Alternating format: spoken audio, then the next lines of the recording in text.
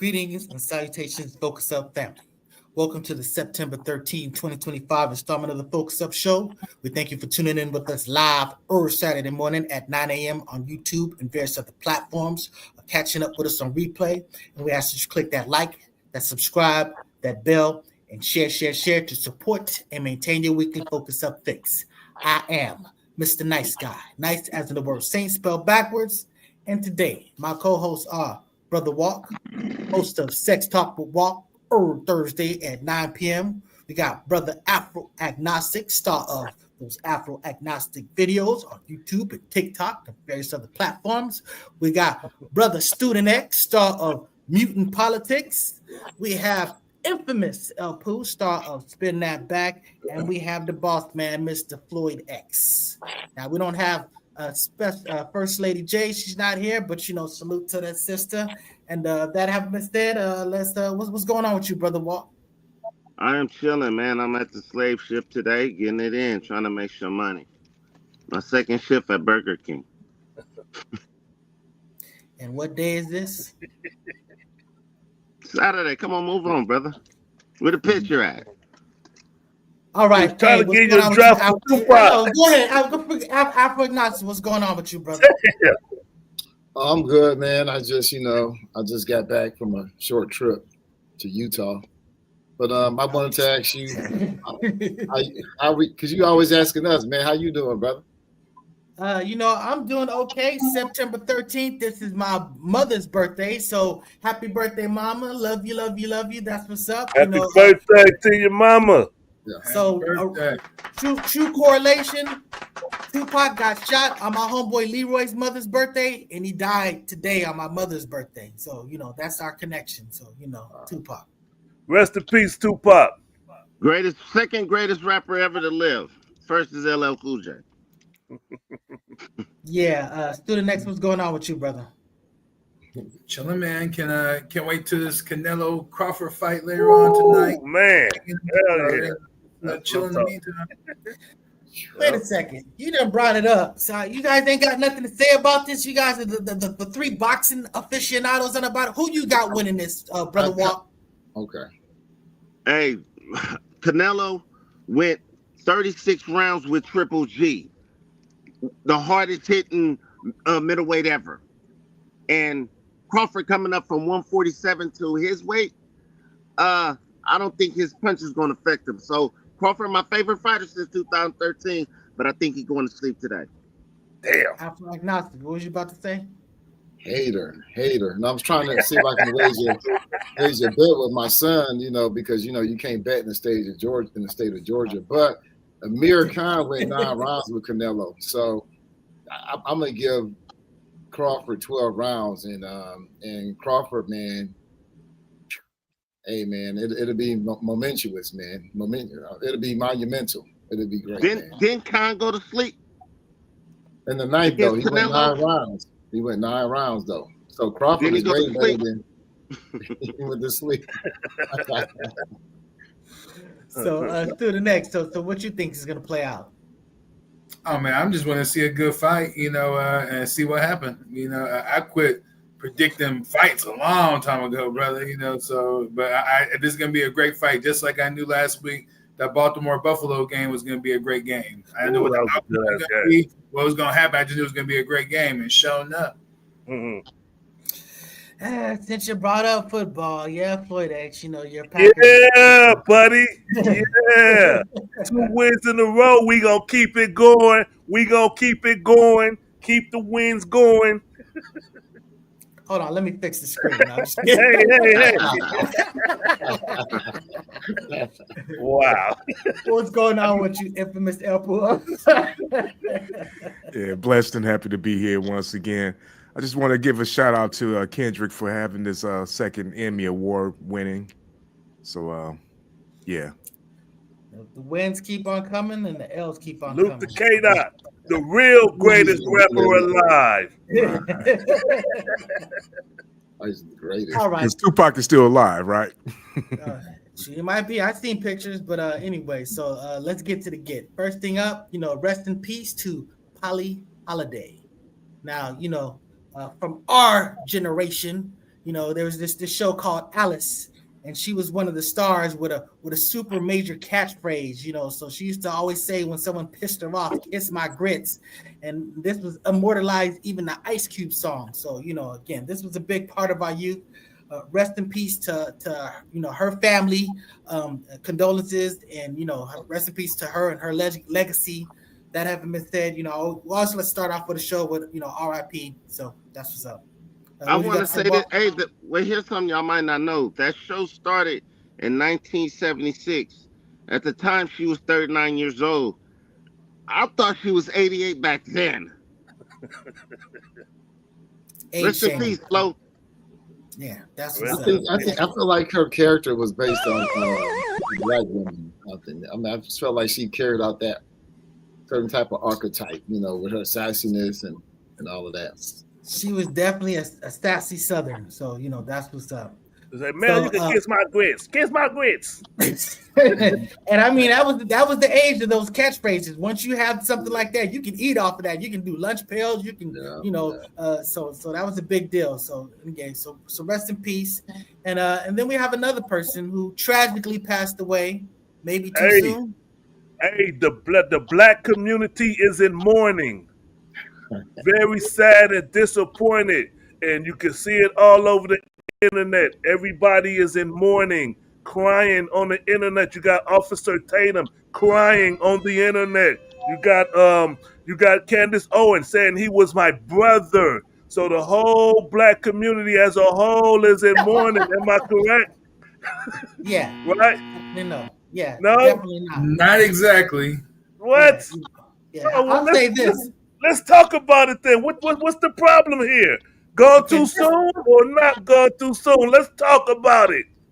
Hey, I'll say one thing about this cat. All he did was talk. To me, none of that was a cause for killing. It's okay to have the tough discussions, and he was definitely a tough discussion guy. Him being assassinated, that was not okay. But let's not forget that this dude was a terrible mother effing dude. I'm not comfortable talking about dead people, so I'll talk about the things that he said and then talk about the things that he did. But let's not. I don't want to dominate the mic. First bite at the apple. I do think that he's basically the white Kevin Samuels. But go ahead. Hell no. Hell no. There's a lot better comparison than that. Come on, man. Go ahead. Way off. Go ahead, Walk. Speak on it, Walk. Oh, well, I mean, he was a very influential person to the right-wing conservatives and all that, and his rhetoric was basically the stuff that people like to hear was about black folks. A lot of the stuff he said was about black folks, and a lot of it wasn't true. And he's been doing this for years. That's how he got popular. He wasn't in office. He didn't run for office. And you know what I'm saying? He got shot for it. They killed him for his rhetoric. I don't know what the reason was for the guy who did it, but from when it was coming out is he really had a problem with Mr. Kirk. So let him have it. Let him have it. Afro Agnostics, what you got to say about this? Well, I just want to quickly address the first thing you said, that he spoke. It was all talk, or it was just rhetoric. It wasn't just all talk and just rhetoric. It translated to violence. He had a woke list, a professor woke list, and he would put different pundits and different professors at universities on the list. And once you got on that list, you received tons and tons of harassment and threats and racial slurs on a daily basis. The administration, they just bombarded. So that's part of what he facilitated that. He was a part of that. Also, he was teaching MAGA youth and supporting and reinforcing real policies in real time. So when you see like an increase in the budget for ICE or ICE's actions, that is through the rhetoric that they're supporting and pushing that, and their legislators are basing their policies on those constituencies. So the other thing, really quick, I don't want to take all the time, but as far as condemnation, I think black people who have empathy for him and his loss, I think we shouldn't condemn them. But at the same time, those blacks shouldn't condemn those who don't have any empathy. And, I think that, but anybody who mourns him should be condemned because, you're mourning white supremacy. Word. That's up. Student X, what you got to say? Yo, the one thing about Charlie Kirk is that people don't really, understand is his influence, like just how influential he was. And I think that is what, a lot of our community is not understanding, and why I felt that we should have been more tempered, in our condemnation, honestly, for more strategic purposes. Just on X alone, he had almost 6 million followers. Instagram, he had fluctuated between 9 and 10 million. TikTok, 7 to 8 million. YouTube, 3.5 million. Overall, they were saying that this guy was getting just on TikTok alone, 50 million views, per video. This guy, his influence was significant. And earlier, someone mentioned about a comparison, and I think they mentioned Kevin Samuels, and everyone know, man, Kevin Samuels is definitely my boy, but someone else that is equally, someone who I admire is Malcolm X, and there are closer comparisons to a Charlie Kirk and Malcolm X to their respective communities. Now, obviously, two sides of the spectrum, but in terms of what they represented and who looked up, to them, that's more where Charlie Kirk was. And if you remember, in the wisdom of the Most Honorable Elijah Muhammad at that time, he had instructed Malcolm X to not comment on the subject, but just like many of us today, and I understand, because I'm not going to be one of those, dancing on a grave of someone. I don't think it's helpful, and I disagree with, a lot of what, Charlie was, talking about, some things I agree, but I'm not going to condemn others who, are, showing a little joy, in regards to, his outcome. You see what I'm saying? And the irony of it, really is, before I go into that Malcolm X comparison, I don't get the floor to someone else, but the irony is, Kirk was just a promoter of this U.S. style chaos abroad. But, if this victim, or this, the alleged shooter, if this is real and legit, and he is that, then he actually became the victim of the same domestic blowback, and I'll talk about that later on too. I don't want to dominate the floor, but, when I say blowback, this is real similar to the chickens coming home to roost, if you will, that Malcolm reference. Chickens come home to roost. Hey, real quick, I just wanted to say, with Student X putting those numbers out, it gives credibility or credence to the fact that there's a lot of people, Caucasian particularly, who agree with them and wanting to hear more of it, and want to build that argument. They want to be able to argue those points like he did. I don't know if it was strong arguments or not, but if he got 9 million followers, they want to build that argument and follow him. And so I understand what the Student X is saying as far as him being influential. But I'll leave it right there for now. But I mean, to me, it sounds like don't go stir up the Negroes, the good Negroes. I mean, why would we temper our condemnation of a racist, a white supremacist? Would you like me to answer that? Absolutely, please do. Yeah, it's real simple, because I think that a lot of us are not truly understanding where we're at right now. We're at the fall of America, and so then in that process, as this is coming down, then there's absolutely going to be, what we would call civil strife, if you will, some disagreements, maybe even war.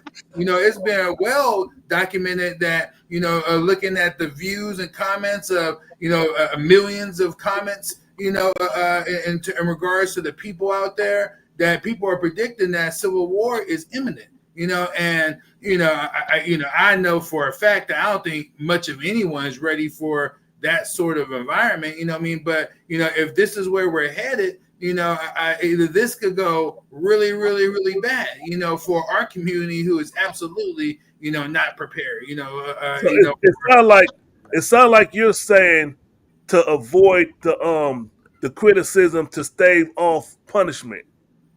Is that what you're saying, Student X? What I'm saying is that we don't always have to react. Nor get really emotional because sure, man. I've heard some terrible things that Kirk has said.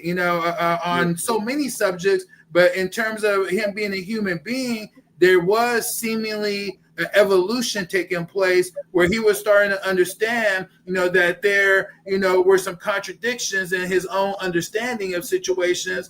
And he, among his, is more than rumor, is documented, I believe, that among some of his colleagues that he was confiding that he feared assassination because of his turning, him turning on Israel, and some of his views, in regards to Israel, he was losing followers and support, during all this. And so there was an evolution taking place, and so I'm not ruling out, counterintelligence and deep state involvement, in his death. We're going to find out more. I'm going to sit back and watch, But, what, just like I believe it was Nice saying earlier, is the one thing that, Charlie did not do, is act on violence, promote violence. He was just, a very skilled debater, and enjoyed doing that to the point where he's arrogant enough to go on campus, challenge people, go head to head with you using he did words. Facilitate violence when he targeted people on his list. And then secondly, the point that you made as far as you may incite incidents or disruption or some type of race riot, as you may be alluding to. That's so what? We've had 500 of them. They're ongoing. We should not bite our tongue and hold back. And when the best thing we can do, one of the things that we can do against white supremacy is openly condemn it. We shouldn't be tempering our voices and letting them, because he has influence. That just shows you, that's evidence of how many racist white people are out there and why we need to speak up and speak out against it. So you said what you saying, Afro-agnostic, if you feel like F Charlie Kirk because he was a racist, you wanted everybody who feels that way to be able to say it. So if you feel that way, go ahead and say it. Charlie Kirk. And I would add too, man, white people we have a wide range of emotions, and just like any other people, we're not we're not a monolith in that regard, man. Some people derive pleasure from it. I mean, removing white supremacists from the planet makes the planet a better place. Some people rejoice and find pleasure in that. I mean, when they presented the information to Hillary about the murder of Gaddafi, what did she do? She gleefully, we came, we saw, we did. They celebrate their political enemies dying all the time. Yep.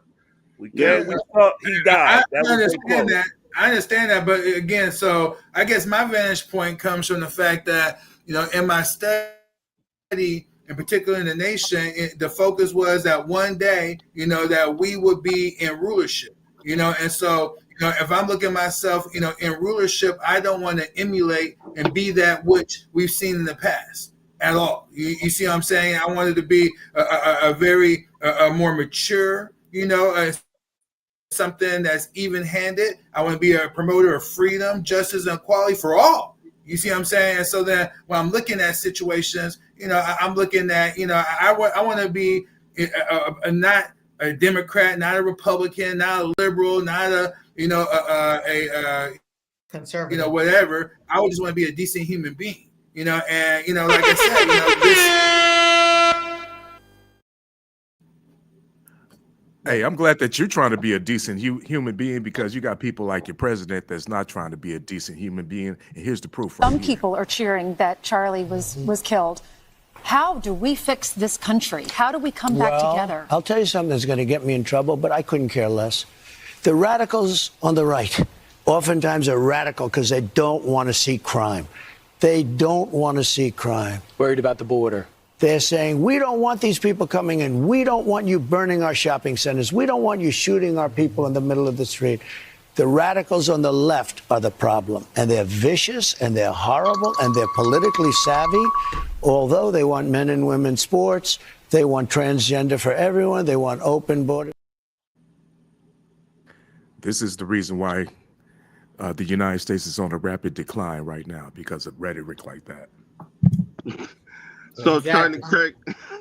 Charlie Kirk rhetoric was nothing when he justified every unarmed black person who was murdered. Everyone, he had an excuse for the police like that it was justified.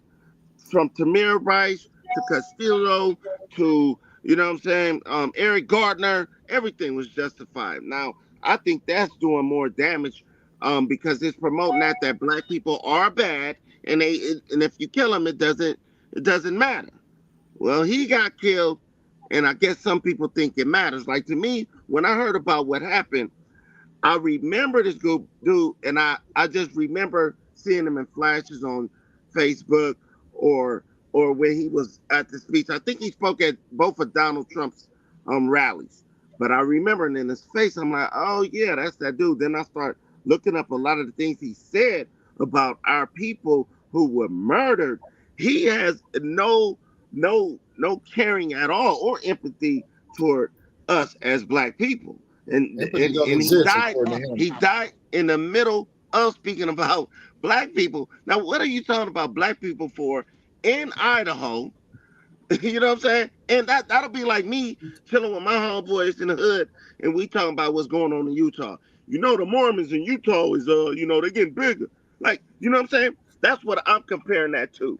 But that's a high point for white folks. They love hearing that about black people. They doing this, they murder, and that's why they always justify our murders. And you talked about it right here. You talked about it right here. I'll let you speak after Ignatius, but this is what happened when he was assassinated. So they were asking him, do you know how many transgender Americans have been mass shooters over the last 10 years? He said too many. It was a big, sort of like rah support. He goes, it's 5. You know, how many mass shooters have there been over the last 10 years? He just goes, says counting or not counting gang violence. Of course, he's going to throw that in there. That's when he was assassinated. But, the dude was basically saying the answer is over 3,400. So, I mean, this dude basically made trans people a scapegoat when we know that the typical person that's the mass shooter is a white, conservative, American-born person. Yeah, man, exactly. So, after Ignacio, what were you about to say? I didn't mean to cut you off, brother. No, I was going to say, drawing on Student X's analogy, I do agree. There's some analogy. There's some similarities between Kirk and Malcolm, because they were both organizers, very good organizers, both of them. But and also we see that the skirmish, the conflict from within, just like there was in the right wing group, there is a further extreme right wing, and that seems to be the cause of his. I think the Goyer group, they were like an extreme right wing group, and they have been targeting Charlie. They had some disagreements. Charlie fired some people within his organization and network. They didn't like that. They felt that he was turning on Trump. And some people, they're not a monolithic group either. There's a lot of division, and there's a wide spectrum just within MAGA itself. So that seems to, just like in the Nation of Islam with Malcolm X, that seemed to be the reason, the ulterior motive for his death. We should talk about that. This person, because that dude, that's 200 yards. That's no joke. One shot, bam. I've seen the pictures of him. The 22-year-old shooter, the Caucasian white man, a Utahwan. He was a fellow Utahwan. Mormon, right wing, Trump supporter. That's not that for someone who grows around shooting. That's not a hard shot. Yeah, that's really not. It's really not. But when you say it was like it's two football fields long. Yeah, that's two football fields. How long do you think the MLK and the MLK? I'm saying, how long do you think the MLK and Kennedy the distance was? It was less than 100 yards. How long you'd be surprised at how long actually military trained shooters, snipers can fire from. I mean, it's way more than that. Over a mile. He's not military. He's been trained his whole life. They've literally been. He's a shooter. Oh, they have. I'm not saying that, but I'm just saying that's training. That's not your. I'm saying he's well trained. That's my point. He's almost like he's a marksman. I don't push it up as nothing like that. He's also likely a lackey, you know, by the time this is all said and done, you know. But we'll find out, you know, exactly what's going on. But you know, just to the point that Pooh was making earlier, you know, is that you know this goes beyond you know a Trump. You know, this is America is what we're talking about. You know, look at you know when we're talking about the blowback. You know, look at the militarization, the polarization, you know, where we're at, you know, when you start looking at our foreign policy, you know, look at just what has been done, you know, and not only under Trump, you know, is a rulership, if you will, you know, but even before that, you know, we've been seeing political persecutions and assassinations, you know. We just saw under the Trump administration recently, you know, where the boat, so-called carrying some drugs, you know, an extrajudicial killing was carried out. You know, we were just blown away. You know, so you know, this is this violence abroad. You know, this is what we're talking about, the blowback. You know, I mean, the U.S. has killed millions in Iraq, Afghanistan, Libya, Syria, Yemen, Ukraine, Palestine. You see what I'm saying? You know, so this is something that's bigger. You know, and right now, don't forget about those Democratic Congress people that you know basically got killed in Minnesota just as well. I mean, it's not just abroad. This is not the first incident on this, you know, whatever. So that's what I'm saying. We're starting to see even more of it right here at home. Real quick, I want to play the words of Charlie Kirk's wife. She released a statement. I believe it was yesterday. She came hard. Let's hear what she had to say. If you thought that my husband's mission was powerful before, you have no idea. You have no idea what you just have unleashed across this entire country and this world. You have no idea. You have no idea the fire that you have ignited within this wife. The cries of this widow will echo around the world like a battle cry. Unleash the white woman tears! All America! The white woman tears shall be unleashed! Release the Kraken!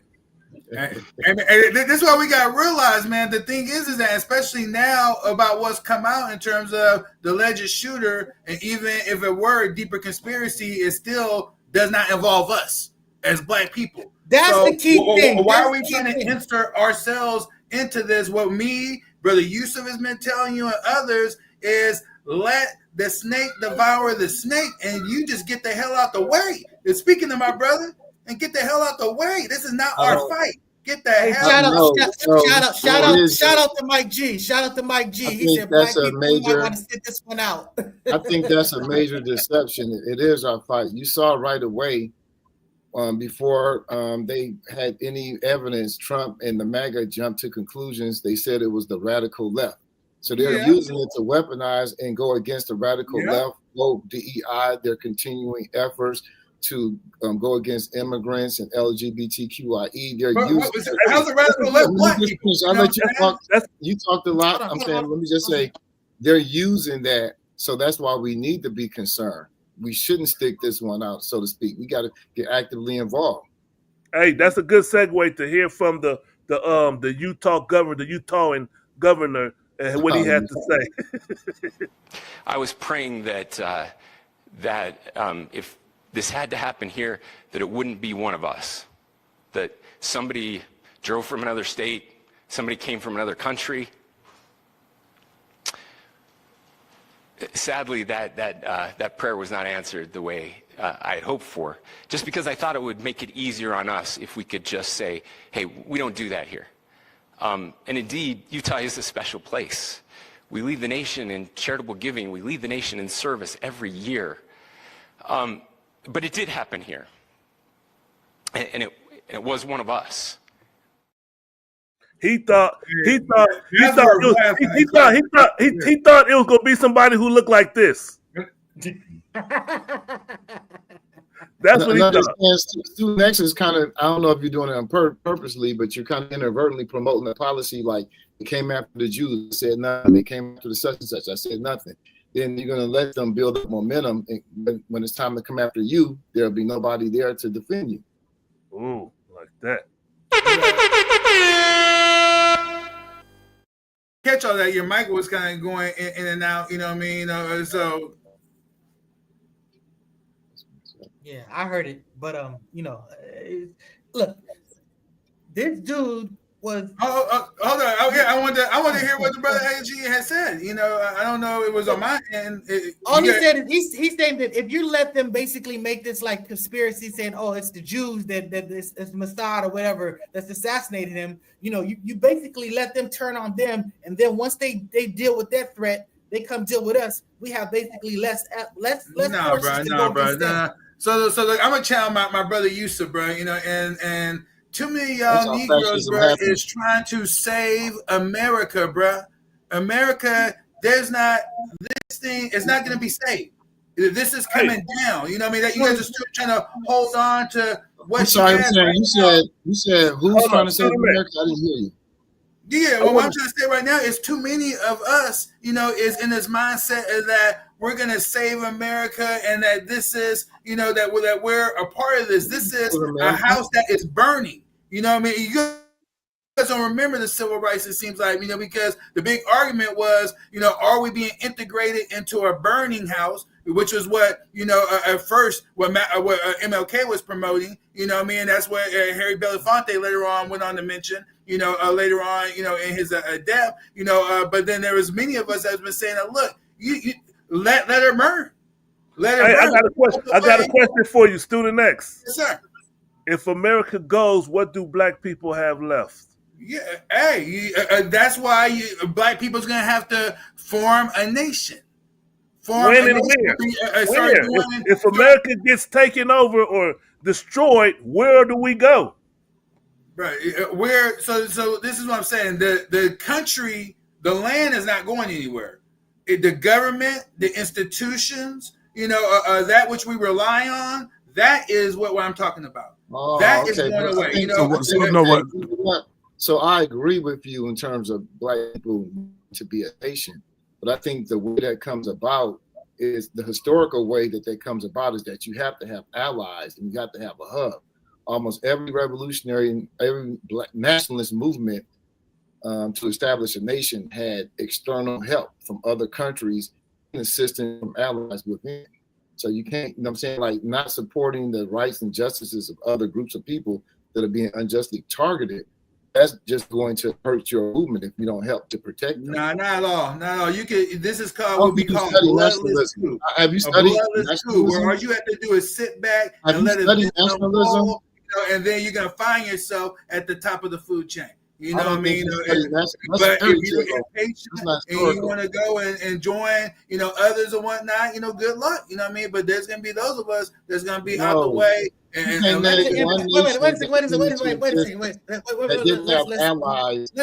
Let's establish that you've reached the impasse, because I'm gonna tell you right now, Student X position he's taking is a religious position. He may not identify it as that, but I'm just saying that it's so not religious at all, brother.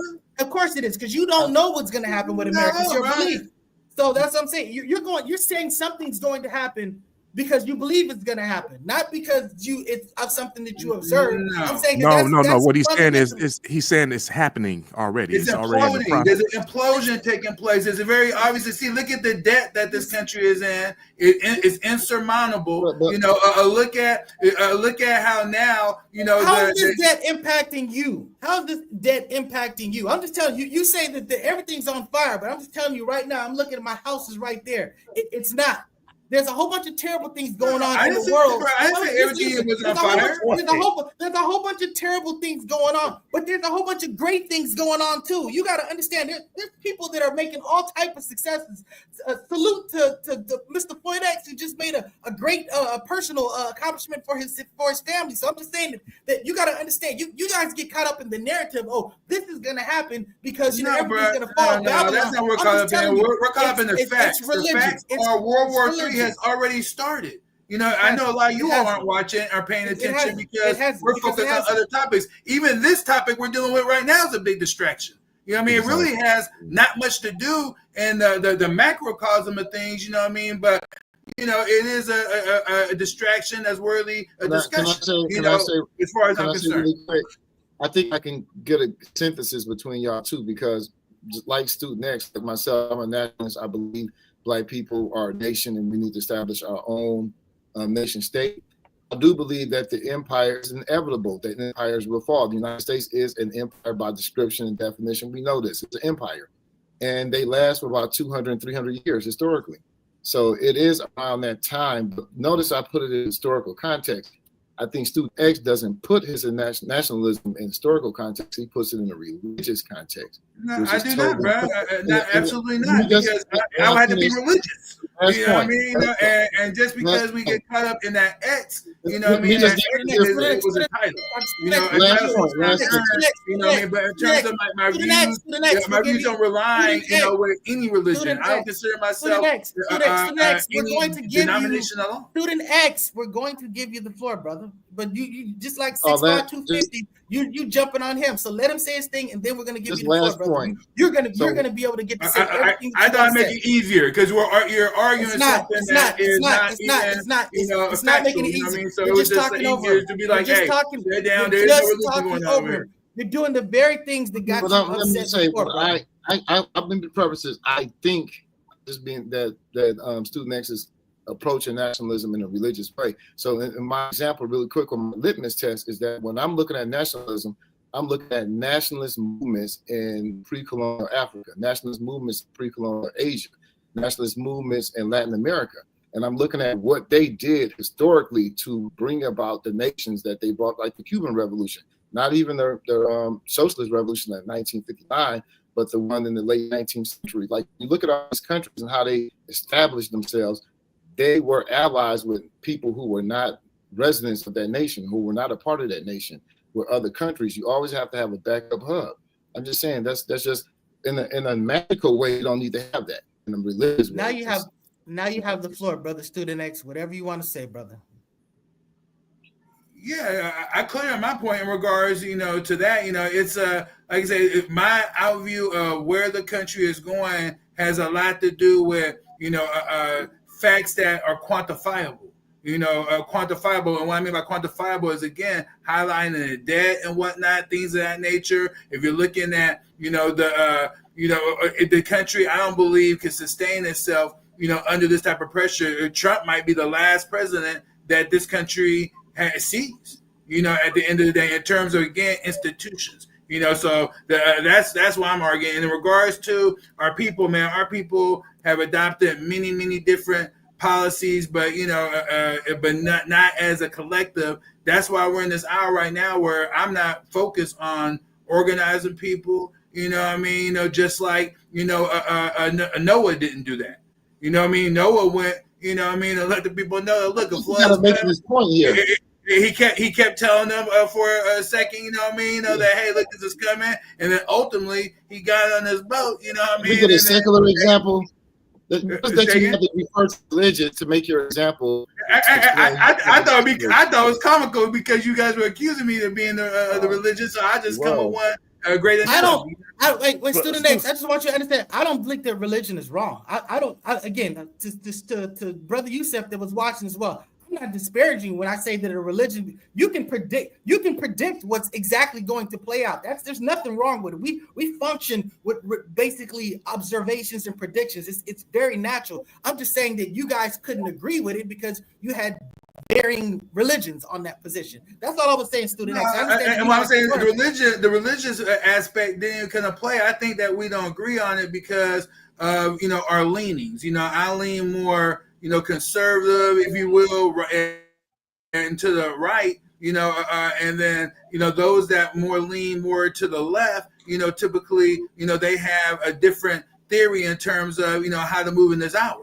And I'm saying that, look, I'm not, here to argue with anybody. I will share people, my thoughts, and those that think that, that's wise, hey, good for you, but, like I said, we're not, we're not necessarily looking to organize with others. I'm looking more to be focused on securing my family, friends, and loved ones, in the hour that I believe is to come. And I'm not talking about one where my spirit's going to come out my body. I'm going into heaven. No, I'm talking about, getting out the way. You know what I mean? Because it looks like World War III, is inevitable, and then the only question is, will nuclear armaments be deployed? So I'm looking at it from that aspect, of things, is how do I secure my family, friends, and loved ones? Can I say one thing? Can I ask one question? Wait, that ain't got shit to do with the story I just told. we way off topic. I think we moved off from Charlie Kirk. We on somewhere else. But I have a quick question as far as the student X.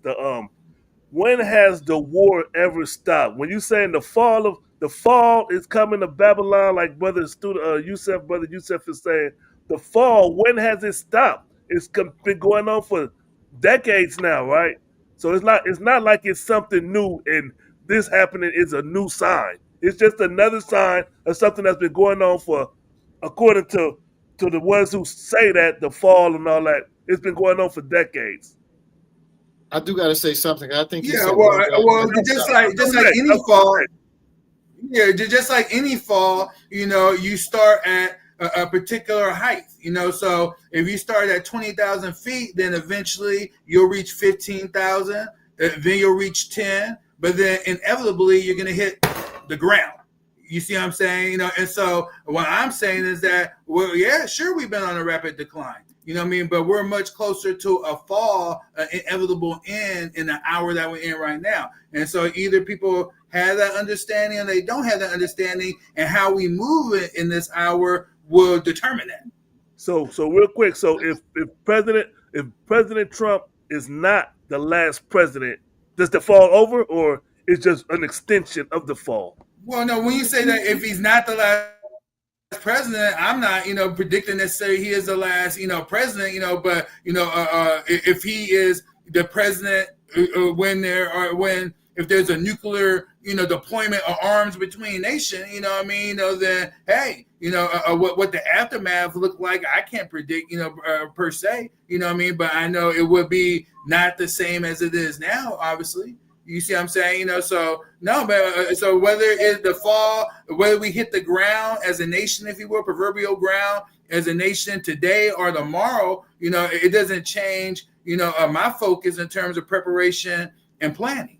It doesn't even have to happen in my lifetime. If it happens in my children's lifetime, I'm still focused, on, that, a preparation and that planning. You see what I'm saying? So I don't have like a doomsday clock, if that's what you will, but there are plenty of signs and signals in this hour that if you're just, going along to get along and you're not making any type of preparations, for events that I'm speaking of, then you have a much more, a better outlook and prediction than I do of where we're at. Let me say really quick, because I think one bad message that was sent out there is that in these times it's even more so than the other times to join an organization, a mutual aid organization, join an organization to resist and fight back. That's one of the best things we can do for the safety of our community. Also, all the references to Armageddon, to Noah, to Babylon, it just demonstrates that how you view it is in a religious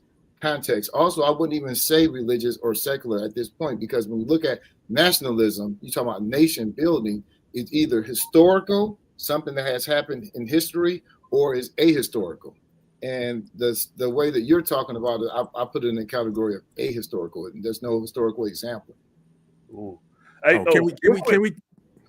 I was going to say, can we get back to Charlie Kirk a little bit? Yeah, let's do that. Let's address the HBCUs, because there's a lot of comments about the HBCUs being attacked when it happened at a white college. Anybody want to speak on why do y'all think that the HBCUs are being threatened and being on lockdown behind Charlie Kirk? That underlines the point that we were making. Like, we can't just sit idly abide and and let things just happen, because again, they're going to use this MAGA.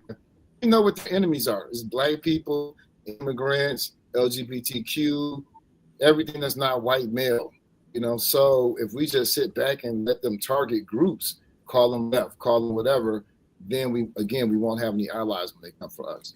Yeah, that's your religion right there, brother. You know what I mean? It is all that, you know, and I'm telling you right now that, you know, in terms of the blowback, but there's a lot of ignorance, you know, here in this nation, you know, and it is promoted via the various platforms that exist, whether it be social media, whether it be mainstream media. There's a lot of misinformation, disinformation, you know, a lack of truth and a lack of people doing research, and a lot of emotional individuals out there. And it's just, that's not a great climate, you know, at all. You know, and again, aids in my discussion. And when someone is talking about, you know, the end, again, that's not like, you know, religious. Like, you know, what religion is a nuclear bomb? You know what I mean? What religion is that? You see what I'm saying? It is a religion. It's a religion if you think it's going to happen. You know, it's a religion if you think it's going to happen. Well, no, one bomb dropped. I mean, they dropped 2 bombs. I think it's foolish to think that it wouldn't happen. You know, especially given the climate that we're in right now and how we're seeing things played out. I think it'd be foolish to think that it's not as a remote possibility if it happens. So they're just going to destroy everything because they're angry. They're going to destroy everything because they're angry. They're going to destroy everything. That's what you're saying. So people that care about their children and their loved ones or whatever, they're going to destroy the entire world just because they're angry. Is that what you're saying? They're going to fuck them, fuck their kids. No, that's not what I'm saying. That would be infantile and foolish if I was saying something like that. But there are incentives that they have, you know, for doing exactly that. You know, in their mind, for sure, there's some great incentives that I believe they have. Otherwise, why would it exist? You know, so yeah, you know, we'll see. But yeah, but going back to this, the topic at hand, you know, that we're talking about is that, look, you know, how we've been interacting, you know, in this dialogue, you know, to me, you know, again, it's just not how I would advise us to get down, you know, at all, you know, because it invites, you know, an energy. And this is the same reason why the Most Honorable Elijah Muhammad told Malcolm, stand down, because he knew the love that people have for JFK and his influence, which some could argue Kirk has even a greater influence, you know, due to the social media presence. He understood that. So then to now speak ill of the person, you know what I mean? You know, he was concerned of what that would do for the nation and the members there in the nation. You know, the do you feel like we speaking bad about the man? Bro, you look on social media, and then, you know, it's clear that, you know, a lot of liberals, a lot of left-leaning individuals, and many black people in general are, you know, dance on the grave. I think I've seen at least about 100 memes myself. You know what I mean? You know, they say thousands, if not millions, exist. You see what I'm saying? You know, I'm saying it's a bad light. But I know in our community, our people get a lot of bad counsel and guidance, you know, that we end up adopting, and then it doesn't play out well. But I'm letting you know, that I think that we should be, you know, this is not what we would want. You know what I mean? To have, you know, for us to be having political discord and debate and speaking our mind. And then because of that, you know, murder is acceptable in the outcome. You know what I mean? You know, from whoever it may have been. You know what I mean? You know, I'm not with it, you know, so, you know, but hey, others can't be with it. I'll tell you this much. I'll speak bad about the way the FBI handled this whole situation, because it could have been handled a whole lot better. And look how bad they handled Trump's. Wait a second. Student, go ahead. Yeah, and then we got people. No, like I'm at El Poo. I'm at El Poo. I'm just saying this. We're just speaking on this one situation. We're speaking on this one situation right here. I mean, they arrested 2 people, claiming that they were the killers. They announced it and everything, and come to find out they wasn't the killers. So it's a good thing that Mr. Robinson had the father that he had, because if it wasn't for him, he'd probably still be on the loose. Damn. Oh, that's a big one. That's a horn right there. That's a horn. That is a horn. That was a tough situation right there. That was the horn at. I'm waiting for the horn. Good point, Nell Pooh. Good point. Hey, Floyd X, you turning your son in? Huh? That's tough. Nah, there's things I would turn my kid in, but not for this one. I'm gonna encourage him to turn himself in, but I'm not calling the cops on my son. I'm wasn't like, hey, wasn't a bounty? What? There was a bounty, right? I don't know. I think it was. Oh, I don't know. Well, you know that makes you a accessory at that point. If I encourage him to turn himself in.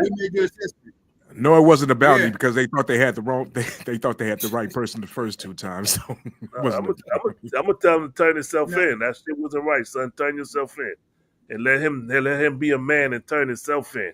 I'm not gonna turn on him. And you encourage, for sure. You encourage that. You definitely encourage that. You know what I mean? But like I said, if there's a amount of time that goes by, you have a legal, liability at that stage. You know what I mean?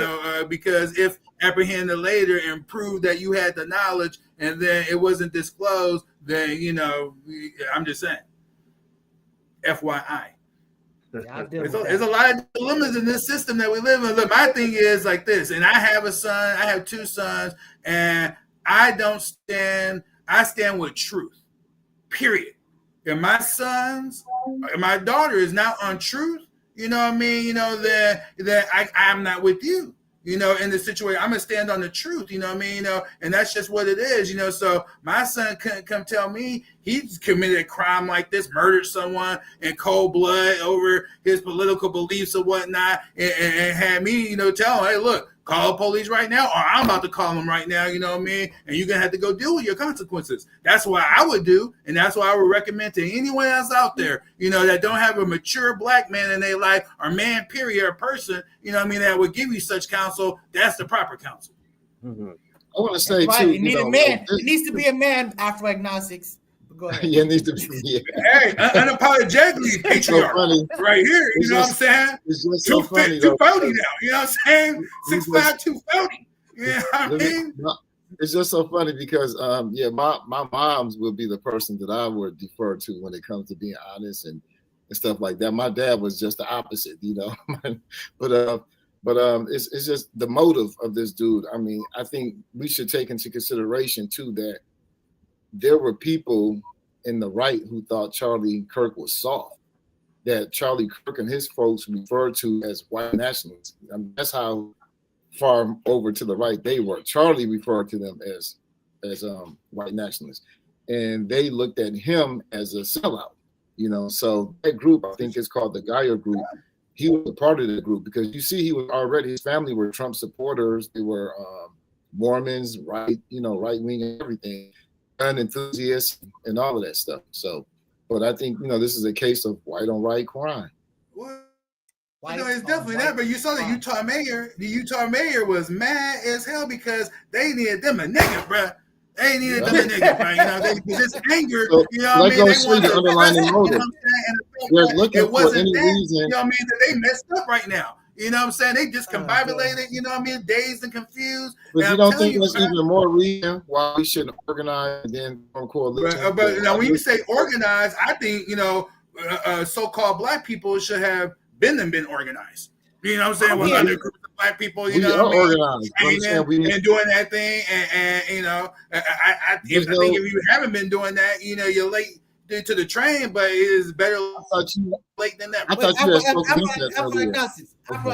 had what I'm hearing from Student X is he's saying that, look, act like you've been there. As far as dancing on the grave, I don't think he's saying don't organize, don't do stuff, don't whatever. He's always telling you need to prepare because this thing's going to collapse. You need to do, have what you have in place when that plays out. So I'm just saying that I don't think that he's saying that. Am I correct, Student X? No, but of course I'm not saying that. But what I'm talking about is the way I hold myself and the way I teach, taught my children to carry themselves is we're diplomats. We're diplomats, you know what I mean? So, as we're responding to things and interacting with the people, we're going to do so in our best light, because we're representing, a whole people and a culture, you know what I mean? At the end of the day. And I want to do it to the highest level. The diplomacy to me is no avail if you're not using it in some capacity to resist fascism, to resist this racism that's MAGA is trying to establish and bring into existence. So, I mean, that's why I was talking about the importance of joining the organization and joining with others who might not be even of the nation in allyship, because they are also being targeted too. So all those who are being targeted, being marginalized, need to form a coalition to fight. It's kind of like, and this is what I'm saying about history really quick. Like Mao Zedong, he joined with the nationalists in China to fight Japan. As soon as they soon as they beat Japan, the nationalists and the communist Chinese went at it. So I'm saying there's you form allyships and organizations to resist things that will weaken you for the fight later on. I hear what you're saying. Voltron, click up. I 100% support that. I mean, networking, that's been a core principle, in manhood for, I can't tell you, it goes back, to past medieval times. There's yet network, you join organizations, groups of people, whatnot, that's how you strengthen yourself, by lending your skills and talents to those organizations, and then now you extract that, So yeah, that's definitely a wise move. And you could construct and decide on who's those best, organizations to join. And nation that building sounds like agreement. Can't forget that either. That's the point. That sounds like agreement. Say again? For all intents and purposes.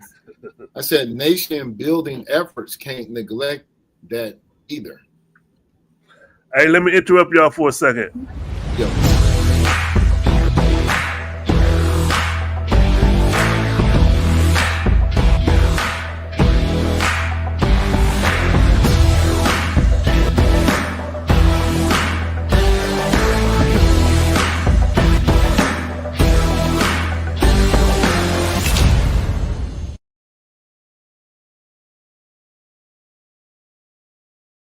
La Brea Trucking for all of your trucking needs. East Coast to West Coast, West Coast to East Coast, North to South, South to West. And I heard he also goes to Utah.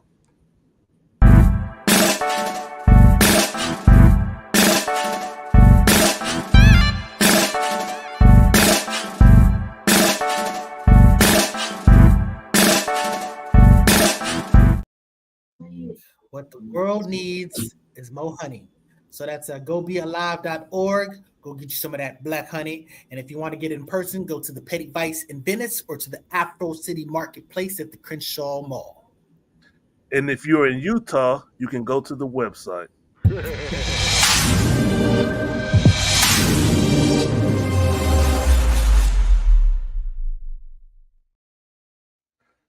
I don't know. I don't know when Sex Talk with Walker's coming back. I have no clue. I don't know.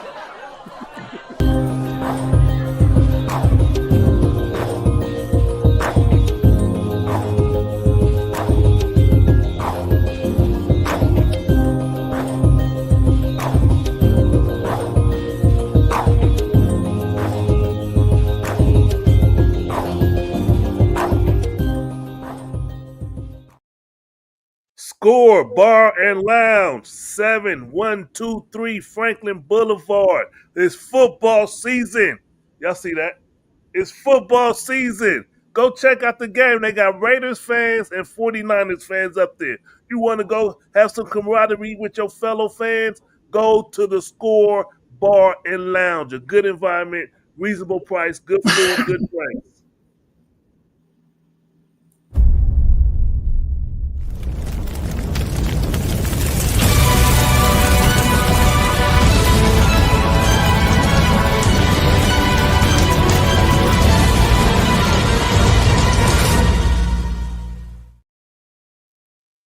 The Focus Up Show every Saturday, 9 a.m. Pacific Standard Time.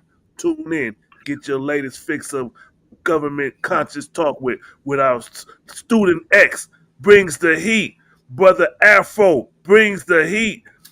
El Pooh brings the sounds of the comedy. And Mr. Nice Guy, the moderator, the manager, the one that keeps the show on track. Salute to all of y'all. Y'all are greatly appreciated. The Focus Up Show, almost 5 years in running. Now, let me just say, there ain't going to be no show after this, so we're going to go into a little bit of overtime. We're going to cover some stuff, so don't run away now. So we talking about this Charlie Kirk thing, and I do want to say that, listen, I'm not going to dance in this cat's grave. I feel sympathy for human beings. I would rather a person live longer and turn around. If Malcolm X died when he was doing pimp and criminal type stuff, that's one thing. But he was allowed to live, to evolve and become better. So that's why I'm just saying that I don't just celebrate people dying for the sake of dying. That's just not what I'm saying. So I absolutely support having some decorum about this. But I will also say that dude was the epitome of a white devil. So I'm just not going to sugarcoat that. That's what's up. Hey, what about viewers? One of our dude viewers that got a called Rocky for the Russian. What was his name? Ivan Drago. Ivan Drago. Drago. If he dies, he dies. Yeah, you know, yeah, exactly, and and that's why I'm saying I support that too. We just can't be tripping about that. You know what I'm saying? You got to understand that this person was an adversary to our cause. That's for real. I don't see how you can see it any other way. You know what I'm saying? So that's just what's up. What is you, man? I don't care about a few people on the right wing just now being anti-Israel. Welcome to the Johnny Come Lately show. The left wing been anti-Israel since 1948. What are you talking about? It's the conservative side that's pro-Israel, not the far left. You know. And then this whole thing, like, was we ready during the Civil War? Was we ready to fight? But we fought, didn't we? Soon as the Union Army came in distance, we left the plantation, killed them up, and just joined it. We didn't ask to join. We just followed along wherever the Union Army was. We tagged along. We killed masters along the way. As soon as the opportunity presented itself, we didn't just sit loudly and just wait and let them play it out. No, we actively got involved. We helped bring about the victory. Amen, Mark Cram. I'm not saying that white people are all devils. I'm just saying that you're right. The devil comes in all colors. I'm just saying that a typical, when you talk about the imperialistic, you know, Charlie Kirk was the person who said the quiet part out loud all the time, freely. I think he was an intelligent person. And honestly, I think he was the sincere person because he's the person. I've always said that, you know, a lot of people have these sort of like beliefs like, oh, you know, this imperialistic dynamics and stuff like that, you know, black people being oppressed. But you're sitting there, if you're like a white person goes like, look, this is a animal dog world. And you know what? If we need to take control, we need to control. We're the best we're the best fitted to control the world. That's honesty, if that's what they believe. So people that think like this, people that have, you know, a lot of this ideology and stuff like that, this is the natural place that you will progress to. So that's why I'm saying that I respected the fact that, you know, he did say the quiet part out loud, but this dude was absolutely ridiculous in his positions. In my opinion, he was debating a lot of the wrong people most of the time. I seen him get bodied in these debates too. So, you know, it was all him. Yeah, so, you know, that's what's up. Yeah, what I would say, I don't know, we're closing this topic out, moving on to another one, but just if we are doing that, the last thing I just wanted to say is that, you know, again, as it relates to this Charlie Kirk assassination and where we're at right now, is I think this is just yet another example of the long history of political violence here in America, both past and present. And that, you know, we're predicting, you know, broader ramifications and what the future holds. I see, you know, based on the facts, not, you know, religious or anything else, that I see increased political violence and civil unrest. I see elites exploiting these situations to further repress freedoms and have promote more wars, you know, or whether it be again here at home or abroad. I think that this is going to deepen the rift among many working people, just via just a propaganda that's coming out, and being so many people being more emotional, you know, and so, you know, yeah, you know, do what you think you need to do, you know, but, you know, Charlie Kirk, you know, he is, you know, it was a very influential person, you know, but like I said, I just would be more focused on doing what we need to do in this hour versus, you know, worrying about, you know, everybody else right now, you know, but long history of violence here in America. I agree with that. I think this topic is dead right about now. Let's talk about us. Can we talk about Dr. Umar or something?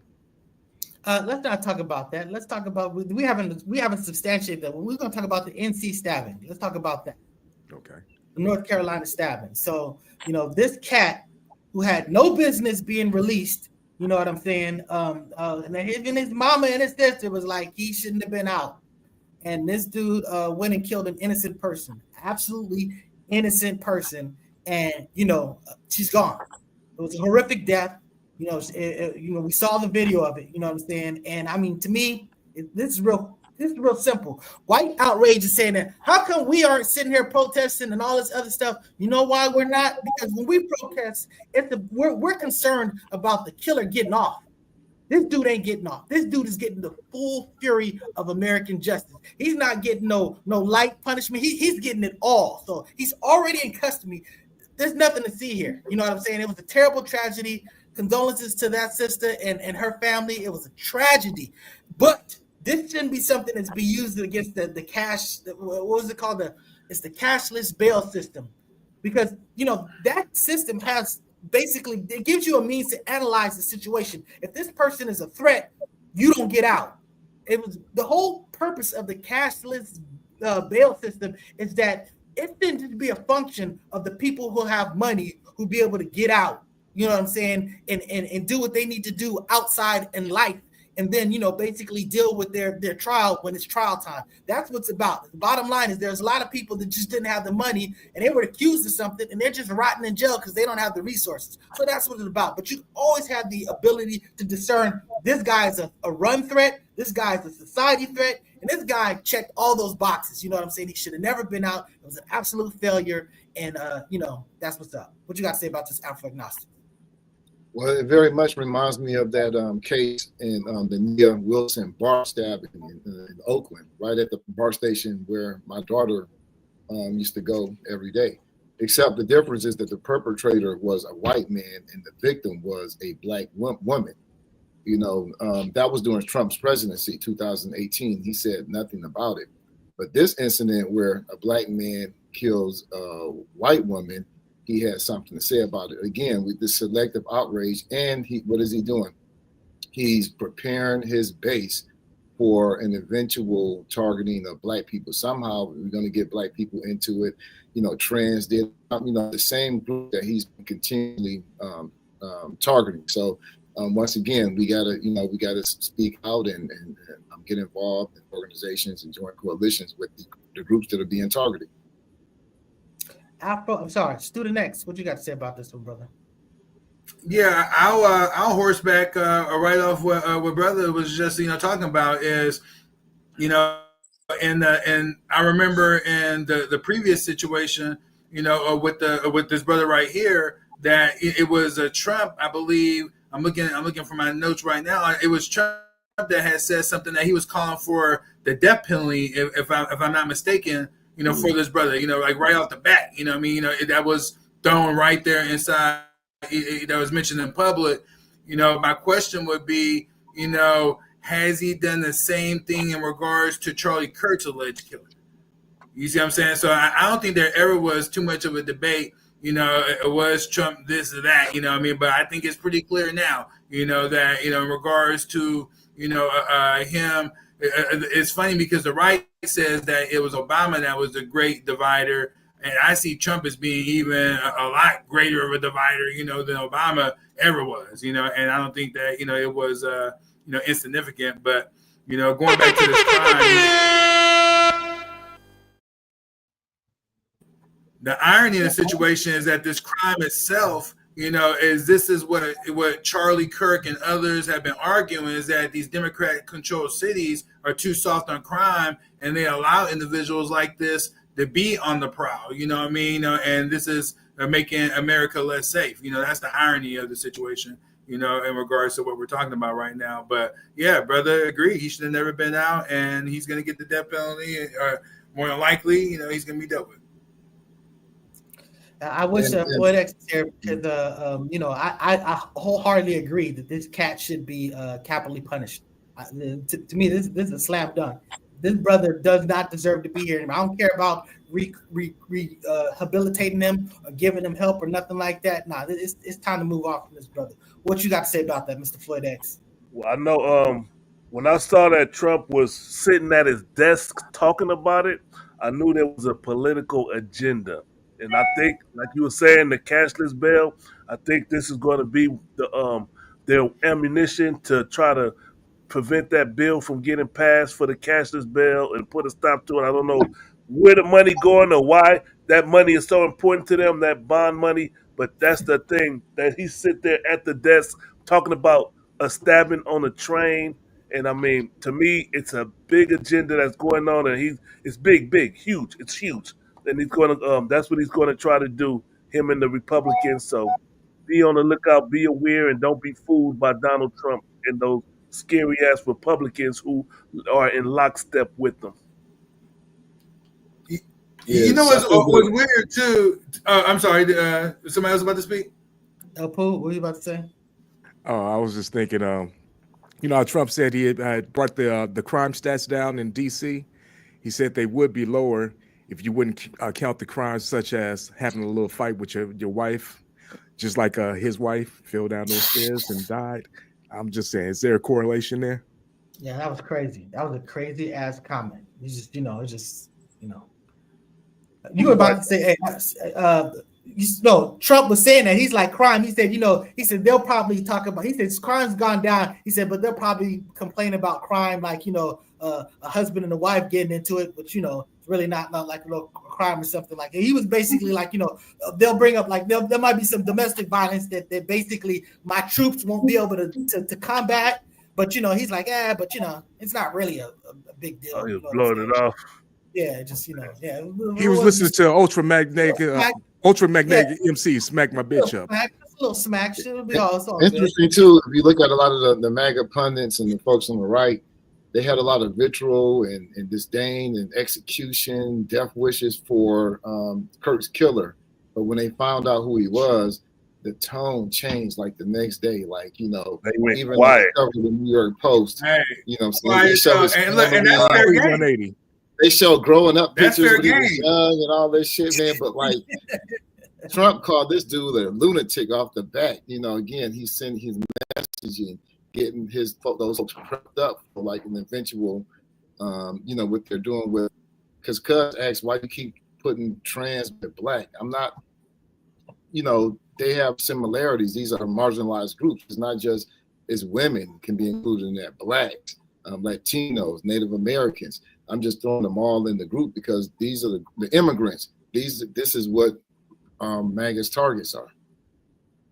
So it's not associated with. The answer to that question are also targeted. Go ahead. Let's do next.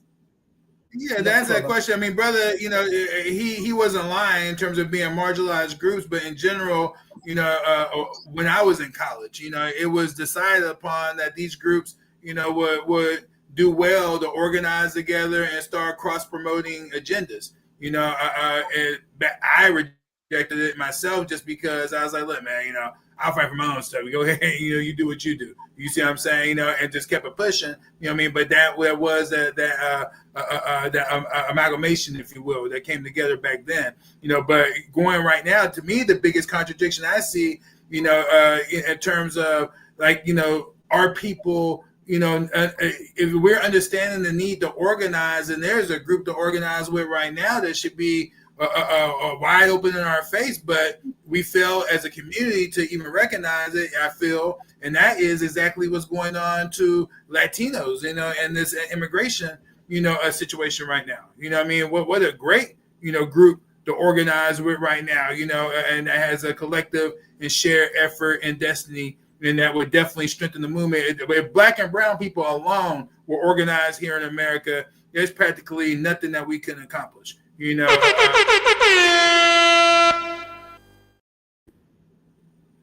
Yeah, I agree with that. You talk about sheer numbers, that's for real. You know what I'm saying? Because the bottom line is it's the organization, it's the numbers that are going to help you. It's going to help you from a voting standpoint. It's going to help you from a resources standpoint. It's just going to help you from a physical numbers standpoint. So no question, Black people and brown people uniting. That's a big thing. But at the end of the day, we all need to unite. It's just not even about that. It's just that we got to see that it's okay to disagree. We you know what I'm saying? We the people on this panel, right. We come from diverse positions that we just not going to agree on this stuff, but we still, folks, we going to connect on the things that we connect on. And I'm just saying that collectively, that's what white people need to do, brown people, black, all this other stuff. We need to find out what we connect on and connect on that, and what we disagree with. We'll just push that to the side as long as we're not using that to oppress people and do terrible things. Because again, we're not sticking our head into the ground because there's problems about that. So I understand what you're talking about, alpha agnostic. Just ignoring something is not going to make it go away. You know what I'm saying? We need to be comfortable with doing stuff head on. Go ahead, Mr. Floyd. What we like to practice on this show is called civilized chaos. I like it. We're missing Brother Walk for that. Just I work. But you know what? When I was working with Oakland, I worked with many groups, religious groups, whatever. Whatever goal we had in common, that was the goal. So, like, again, you can be anti-MAGA, whatever cashless bill, or anti or for cashless bill, or for whatever Trump is trying to pushing against it. That's what I mean. It's just working together to get certain work done. I don't see what the big deal is of resistance to that. That's up. Student X, what you about to say, brother? Yeah, I was about to say, just, on another topic, yet similar, I'm shocked at the lack of outrage over the NFL's lack of punishment regarding Jalen Carter spitting on Dak. I mean, I thought, talk about respect and discourse and whatnot, I would think there would be more outrage over that incident than damn near anything else we're talking about. A brother spitting on another brother, let alone person spitting on another person, and then the slap on the wrist that was allowed, in a game, to where, it's very violent in the first place. And to me, that just seemed, not accurate, and not, and not the right decision, but. Like I said, another topic, but I felt like the most disrespect. One of the most disrespectful things a person can do is to spit on somebody. I agree with that. Yeah, I will say this: before Jalen Carter actually spit on Dak spit at his feet. So you know what I'm saying. There was more going on to it than what they jumped on. So I hear what you're saying. To me, it was stupid. It was disgraceful. It was ugly. He didn't even lose a game check. He got kicked out of the game. His team got hurt, but he didn't even lose a game check. You know what I'm saying? So it was crazy. But I don't know if you guys want to just kind of let's throw in. You talked about black and brown people need to unite. We can say black, brown, yellow, whatever. When I think about this whole ICE situation that's going on, you know what I'm saying? This is definitely something that we could definitely organize with. Anybody familiar with the situation that happened and with the Hyundai facility? I mean, it was like 500 people. You know what I'm saying? It was a crazy situation. I'm sorry, I don't have the story pulled up. So, that was right here in California. I'm not in California. That was right here in Georgia, the Hyundai plant. Interesting enough, I think they got some type of abatement to establish that plant there. They promised so many jobs, but it seems like a lot of these jobs they're giving away to illegals, So the companies are doing this. We know, but the companies are not the target. The target is the vulnerable people, immigrants themselves, the black and brown, immigrants. This was a large scale, the largest in U.S. history, the largest scale arrest in U.S. history, 475 people. And they had the collaboration between the FBI, the DEA, the ATF, Custom Borders, and of course ICE. $500,000 operation, not even counting the detention. Crazy. Student Next, you got something to say about this, brother? Yeah, I mean, it's just this is one of those situations to where corporations have been doing this for a long, long time and benefited, and then not only have they been doing that, like a lot of Americans don't look at how these countries have been destabilized, because of it. The loss of workers, farms, and whatnot. And now people are having to come up north, just so they can work and whatnot. So is a very it's a two-way street. It's not a one-way street. But just again, in general, ICE. If you look at, inside California, it's funny how a brother made that slip. He said right here in California, it's really a country, but here in California, man, we have whole cities that are, the entertainment industry in particular, that are ran by, Latino, if you will, Hispanic, immigrant labor. Whole industries.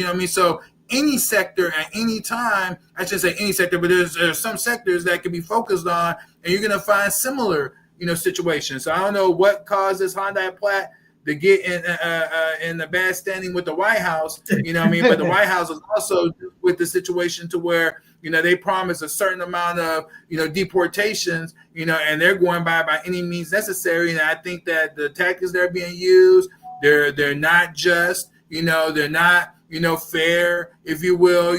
They're not even, show any decency, in the policies. Now, in terms of, because when you get to lump everybody in the same pool, whether that you came over here, as an infant because your parents came here to work, and of course it was being allowed at that time, but now all of a sudden, just like that, we're going to throw you in detention centers and lock you up and all this other crazy stuff. I don't like it, and I think a lot of people don't like it. And this is not why they have voted for Trump. They voted for him to make a move on this issue, but not in the way that he has done, so, but it is what it is, as they say. I think America had in mind just what he's doing, with these mass deportations. Again, I can't emphasize enough, from the beginning of the United States, 1781, all the way to the earliest 20th century, 1930s, there was now no policy on immigration. You can just come over. As long as you were white, it was no problem. No mass deportations, no detentions, nothing. Soon as the immigrant population started to change colors, it started to become increasingly a concern, But I think also what this is doing is causing a strain on relationships between the U.S. and South Korea. Yeah, no, that was messy. Exactly. Yeah. What were you about to say, Elpo? You about to say something? Some lady saw these immigrants working in the factory, and she called ICE on them. That's what happened. They came and raided because they were following orders. Now, right. Come to find out, these people were actually training the American workers to run that factory. And now Trump is trying to get them to stay here. And I think North Korea is not even having that. I wouldn't either. That's disrespect. It's South Korea, but excuse me, South Korea. I'm sorry. Yes. Yeah. But yeah, and you're right, and that's where I think that's what Avril was talking about, the diplomacy part of things, right now, is that, right now America is trying to set up these establishments here in America, and their own policy is getting in their way, so it's comical.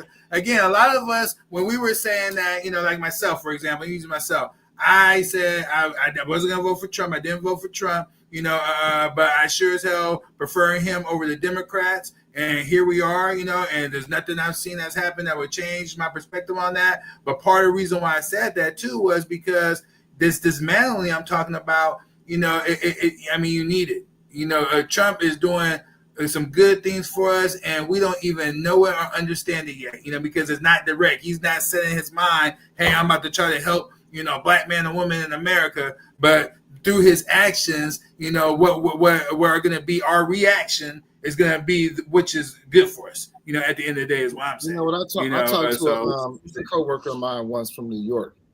He told me that everyone in New York, pretty much knows that the Trump family is corrupt. And, when I put it in perspective, Trump is the third generation of corrupt white collar businessmen in New York. Like, his family comes from the days when you had political machines, Tammany Hall. Man, this dude is like where they cutthroat, ruthless. You can lie, steal, and chill. Cheat. They don't necessarily kill, but they cheat and lie. Criminals, bro. Old school, organized crime, and not even organized crime. It's organized crime right now. Ruthless businessman, man, and he's taking this we see this in the political arena. He's amassing power. His goal is just to amass power. That's not good. That's autocratic. Nothing he's doing is good for us. It's all trending towards autocracy, fascism. Go ahead. Right. Well, nothing any of them do is good for us. Let me make that distinction. Well, these politicians, man, none of these politicians are doing nothing for the American people, bro. They all bought and paid for it. Politicians are asking for release of the Epstein files, some are not. Yeah, look, you can't just throw a label on these people. You can't throw a label on these people. I'm just telling you, there are policies that are put in place that have impact. Just like the policy that was put in place, some government person decided, hey, we're going to do a first home first-time home buyer program where we do this, we do that. Someone came up with, some politician did 8-hour workday, Labor Day. I was able to take advantage of it. So I'm just saying that there are things that are done that actually have impact and that are good and useful. Positive so I'm just not impact. gonna just lock it on there. But El Poo I'm was not about disputing to say that. something. I'll come back to you, student next. What were you about to say, El Poo? Yeah, they like to rule through chaos, number one. And let me say this too. When they get through getting rid of all the immigrants and the undesirables, who do you think is next? That's basically what Afro-agnostic was saying. Okay.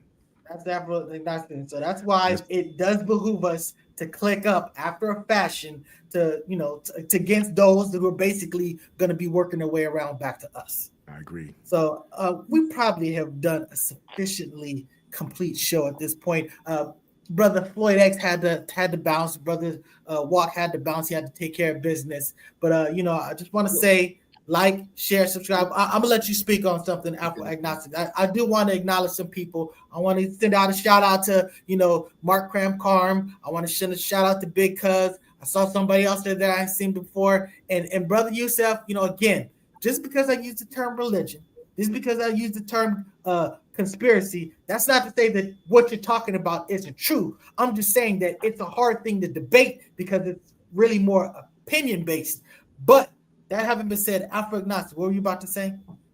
I was going to say, if Adam 22 were to be assassinated, I wouldn't have any empathy. Who? Adam 22. Part of the drop your flag thing. You know what?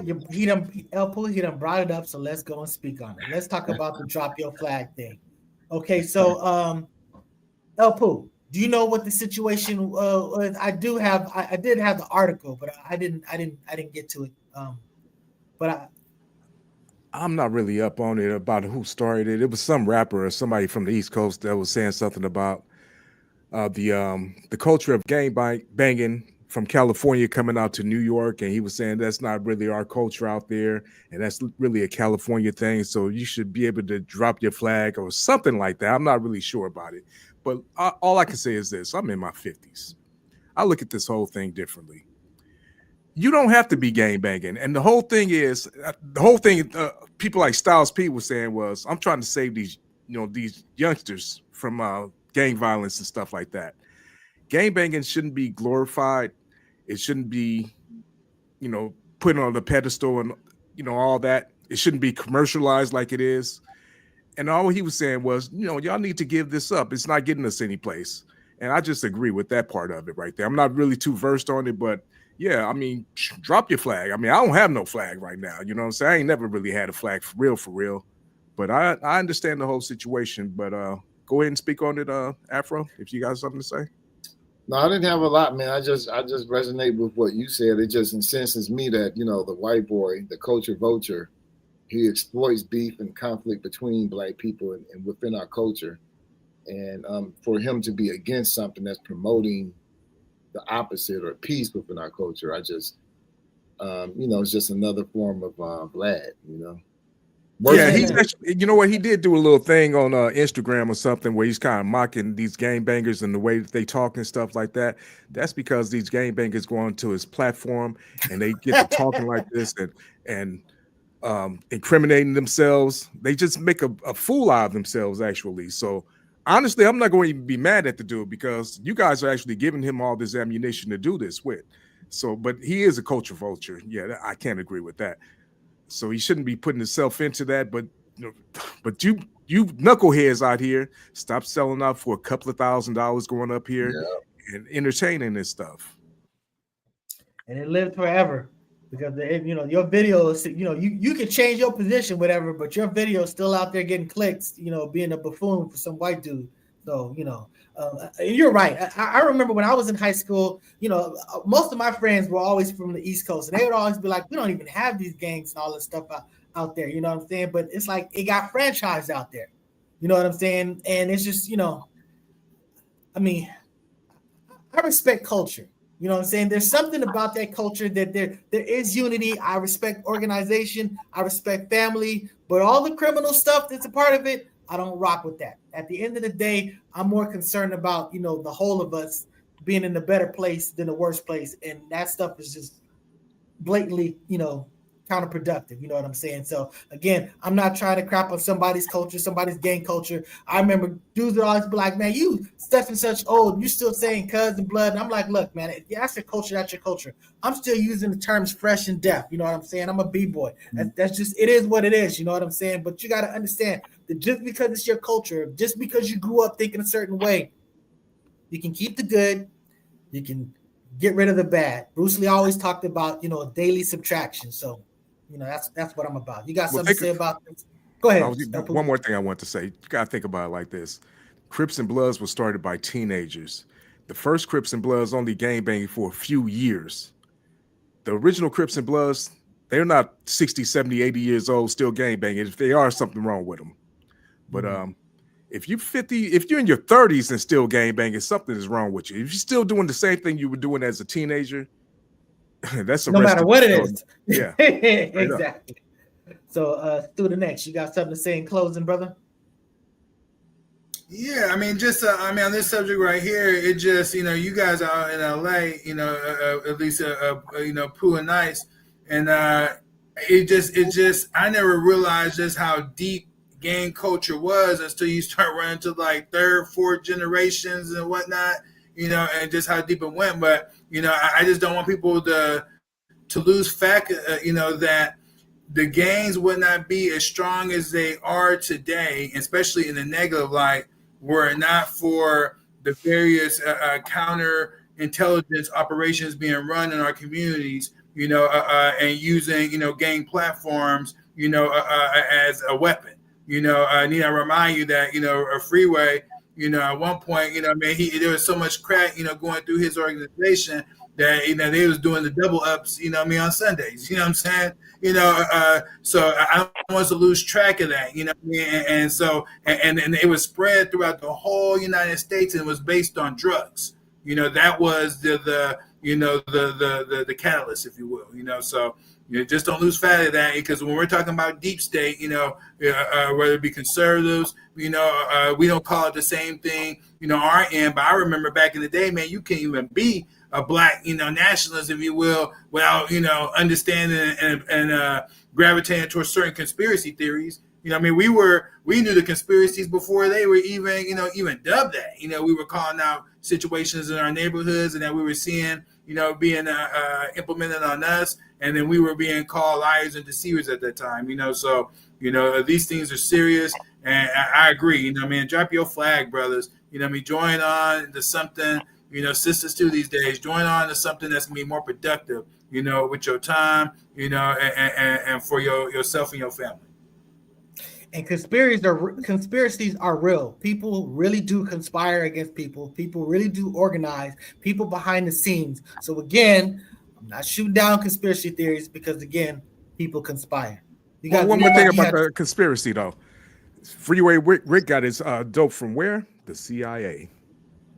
Yeah, that's the truth. We know the CIA and COINTEL has had basically their hand in the hoods and all, all everything, even just the animosity between our own inner groups, you know what I'm saying? So it's just like, that's a real, and that stuff is free, it's released, it's out there for you to go see that, people like J. Edgar Hoover, he really was a monster, you know what I'm saying? So that having been said, you gonna look like you about to say something after Ignace. Go ahead. I just want to recommend a very good documentary, Bastards of the Party.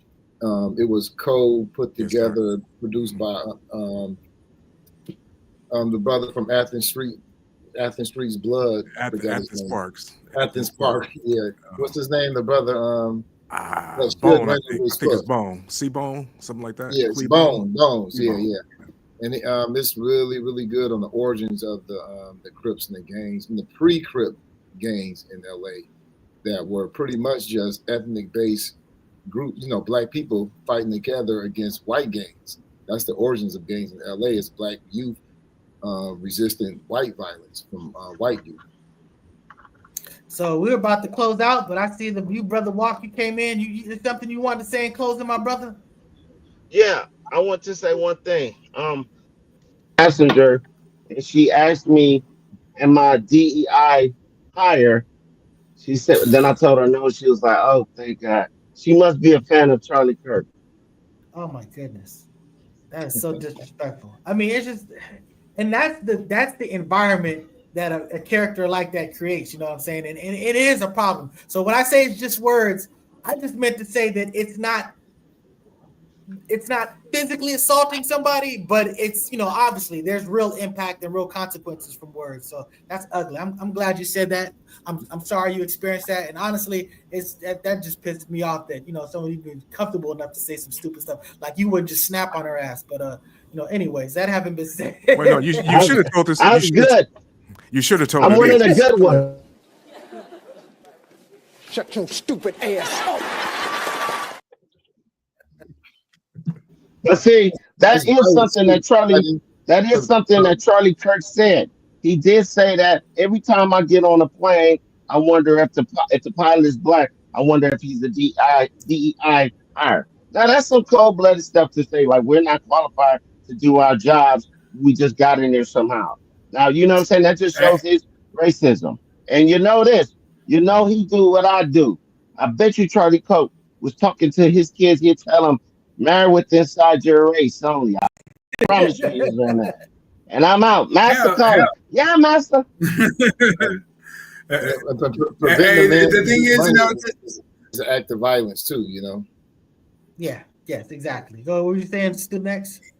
No, I was saying in regards to that incident, you know what I mean? But I get it because, in my line of work, I'm in the medical field, professional and whatnot, so I'm already knowing that, that whether someone says it or not, hell, I'm already gonna counter it, you know what I mean, and act like that's in your mind right from the gate, you know what I mean, and dealing with it, and just through black excellence, you could destroy that situation so goddamn quick. It's not even funny, bro. Because you just leave cats leaving, you know what I mean, and disbelief because of the level of service they got was better coming from you than anyone else they ever seen before. So it's more than one way to skin a cat. No, they don't look at white pilots and sit there and think, I wonder if he got his job because of nepotism. No, I know you don't. I know you don't.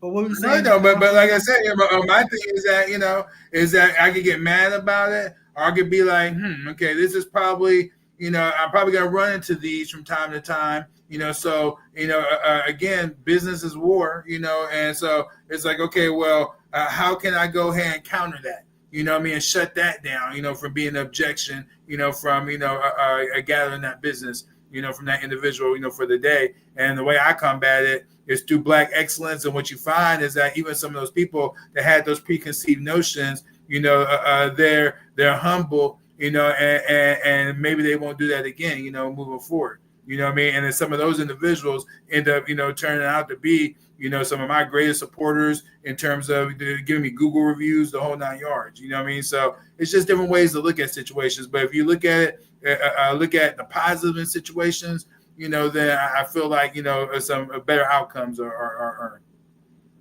I'm going to be excellent for the sake of being excellent. But go ahead, Afro-agnostic, what you about to say? That's a microaggression. That's just one type of racism. But, the biggest type of racism is when the hiring team is 80% white and you don't even get the job in the first place. Yeah. Well, DEI is what they call it, right? But what do you call it when you hire somebody like Pete Hesek or whatever his name is? Yeah, whatever his name is. What do you call that? Sitting there texting people, by the way, we about to go bomb these people. But I would say in practice, white nepotism is indistinguishable from racism. Yeah, absolutely. Yeah, absolutely. So we appreciate y'all. Like, share, subscribe. We went a little long today, but hopefully we gave you some good content, had some great conversation. And I appreciate Brother Walk for popping back in. And shout out to Mr. Floyd X taking care of business and his little thing that he accomplished. So salute to you. I'm not gonna put your business out there, but I will say again, happy birthday, Maz. So I'm about to go to M&M's and bring you some food. So that's what's up. So like, share, subscribe. We out. I guess I was supposed to do it. Sorry. I'll do it for you. Just before we do it, I just want to throw that up there.